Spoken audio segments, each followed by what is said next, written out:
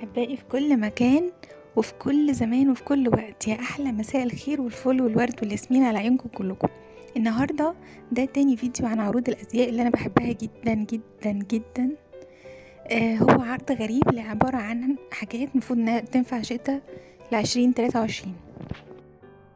لو انت مهتم بالتصميمات او لو انت بتحبي تلبسي على أحدث الموضات، هاتي كوباية النسكافيه بتاعتك وتعالي نتفرج مع بعض على رواقة على أحلى عرض أزياء لشتاء 2023.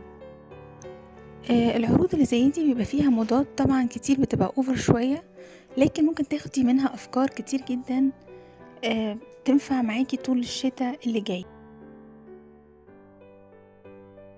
وطريقة تناسق الألوان مع بعض، في ألوان بتنزل جديدة جدا في عروض الأزياء انت ممكن تخطفيها وانت تظبطي بالموديلز اللي انت تحبي تلبسيها.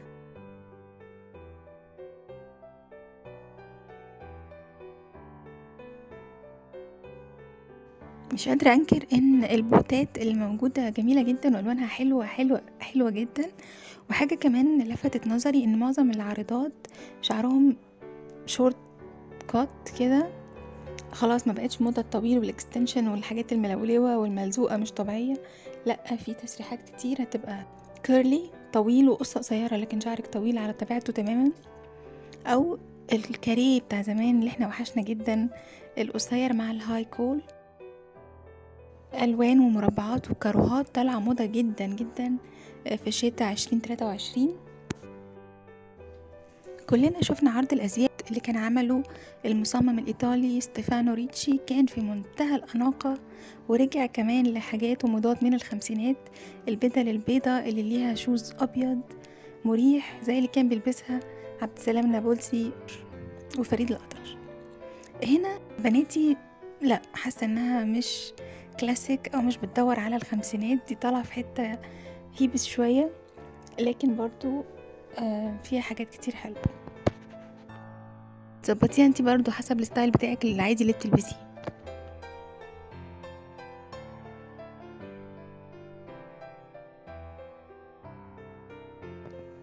بعيدا عن الستايل بتاع الرجالي ده اللي هو الكرافات والشعر القصير قوي، في حاجات كتير ممكن تلاقيها تانية مناسبة لينا اكتر، وخاصة الشنط دلوقتي طالعة بتبقى كأنك مسافرة بقى، يعني دي شنطة ممكن تسافري بيها يومين 3، يعني دي مش مجرد شنطة بيرس او كده، لا دي سوت كيس هاند باج كده، خارجة بهاند باج محترمة تشيله فيه برضو سايز صغير بس مش قوي، متوسط او هاند باج كبيرة.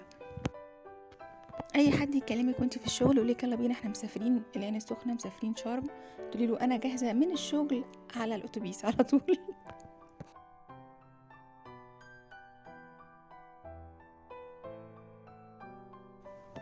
يعني بعيد عن الضحك، ممكن ناخد كمان ستايل الشوزات المريح جدا، طالع مريح بطريقة شيك وحلوة متناسقة، والوان كلها هادية وفي سادة والوان كاروهات.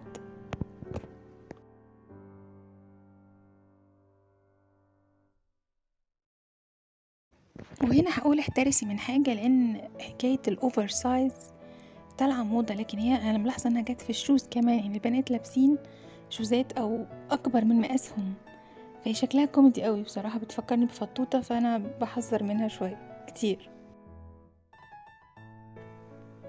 يا حرام، في الافلام كانت الشنط دي بيحطوا فيها الناس زوار الفجر لما بيجوا يقبضوا على واحد ويقول لهم انا عارف ان انتوا جايين ومستنيكوا، يروح ساحب الشنطة فيها كل الحاجات الضرورية اللي هو محتاجها.